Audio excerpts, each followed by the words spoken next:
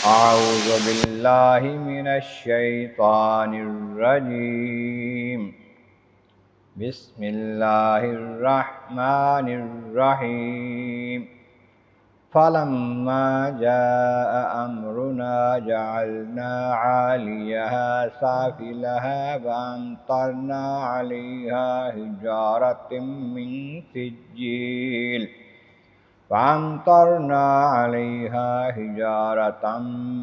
سجيل منضود مسومة عند ربك وما هي من الظالمين ببعيد.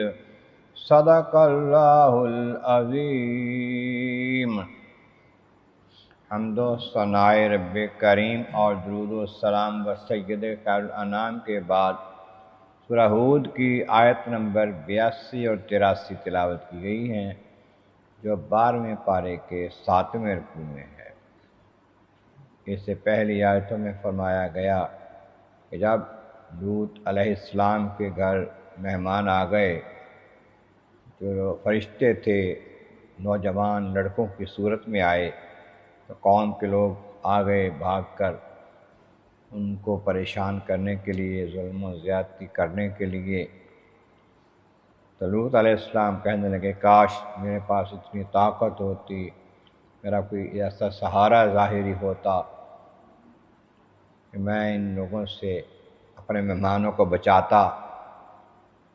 تو وہ بول اٹھے، وہ کہنے لگے، فرشتے جو تھے انسانی صورت میں کہنے لگے کہ اے لوط علیہ السلام آپ فکر نہ کریں، ہم اللہ کے بھیجے ہوئے فرشتے ہیں، ان کو کھول دیں، آنے دیں، ان بندوں کو ہمارے تک نہیں پہنچ سکتے، آپ تک نہیں پہنچ سکتے۔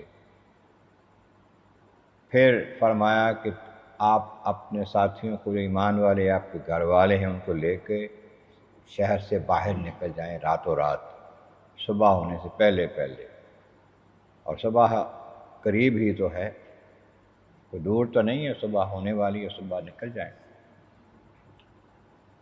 جب صبح ہو گئی، جاء امرنا، ہمارا حکم آ گیا، عذاب کا حکم آ گیا، عذاب ہمارا آ گیا۔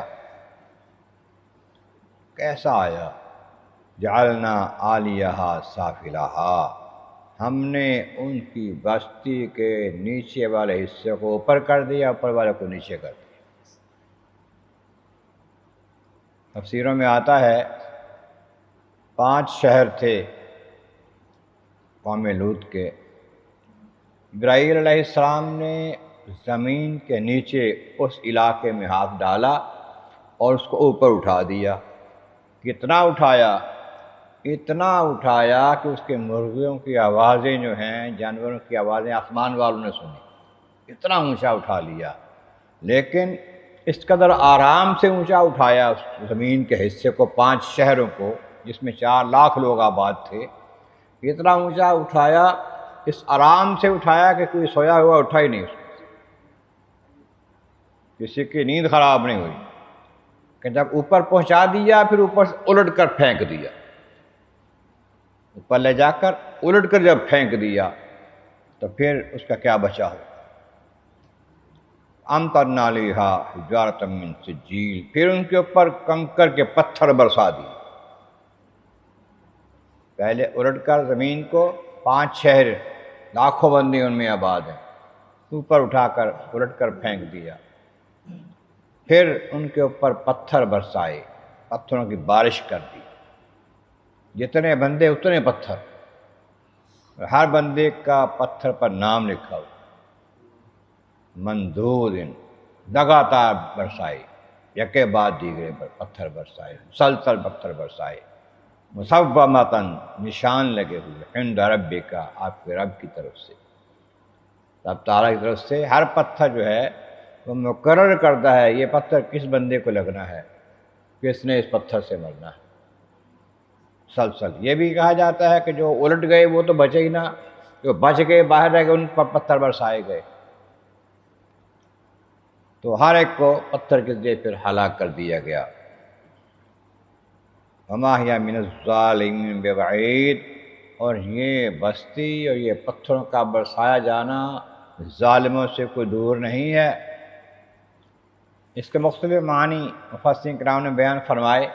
ان میں ایک یہ ہے کہ قوم کا کوئی بھی ظالم جہاں بھی ہوگا یہ پتھر اس سے دور نہیں ہے، اس پر گر سکتا ہے۔ ہر بندے کو اس بات کا خیال رکھنا چاہیے کہ ظلم جو ہے وہ پتھر کے برسنے کا سبب بن سکتا ہے، اور ہر بندے کو جہاں بھی ہو، اکیلا ہو یا زیادہ ہو، پتھر اس پر برس سکتا ہے۔ یہ بھی کہا گیا ہے کہ یہ ظالم ہیں جن کو کہا گیا یہ کافر ہیں مکہ والے، اور یہ بستی جہاں پر یہ تباہی ہوئی تھی وہ ان سے کوئی دور نہیں ہے۔ آتے جاتے لوگ ان کے سفر میں جاتے ہیں، دیکھتے ہیں اس بستی کو تباہ ہو چکی ہے، برباد ہو چکی ہے۔ ہر لحاظ سے یہ ڈرنا چاہیے کہ ظلم جو ہے یہ تباہی کا باعث بنتا ہے۔ اللہ تبارک و تعالیٰ کے بارگاہ عالیہ میں عرض مولا کریم، محبوب کریم کا صدقہ قرآن کریم کا فہم اور اعمال صالح نصیب فرما۔ وآخر دعوانا ان الحمد للہ رب العالمین۔